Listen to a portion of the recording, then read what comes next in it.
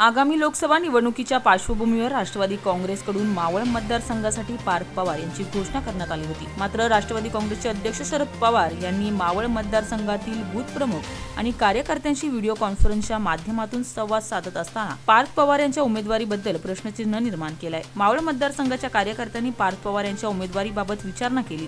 त्यावेळी शरद पवार असे म्हणाले की मावळ लोकसभेसाठी पार्थच नव्हे तर इतर कोणताही राष्ट्रवादीचा उमेदवार असेल त्याला निवडून आणण्यासाठी तुम्ही प्रयत्न करा, तसेच उमेदवाराला निवडून आणण्यासाठी सर्वसामान्य नागरिकांपर्यंत पोहोचवा असा सल्ला पवार यांनी कार्यकर्त्यांना दिलाय। तर येत्या 2 दिवसात जयंत पाटील हे राष्ट्रवादीच्या उमेदवारीची यादी जाहीर करणार असल्याची माहिती देखील यावेळी पवारांनी दिली आहे। दरम्यान शरद पवार यांनी सोमवारी माढा लोकसभा मतदारसंघातून स्वतःची उमेदवारी रद्द करत मावळमधून पार्थ पवार यांची उमेदवारी जाहीर केली आहे। त्यावेळी पवार यांनी कार्यकर्त्यांच्या मागणीमुळे पार्थ पवार यांना मावळ मतदारसंघातून उमेदवारी देत आहोत असे जाहीर केले। मात्र पवार यांनी पुन्हा एकदा पार्थच्या उमेदवारीबाबत प्रश्नचिन्ह निर्माण केलाय। स्टार सिटी 1 साठी ब्युरो रिपोर्ट, मुंबई।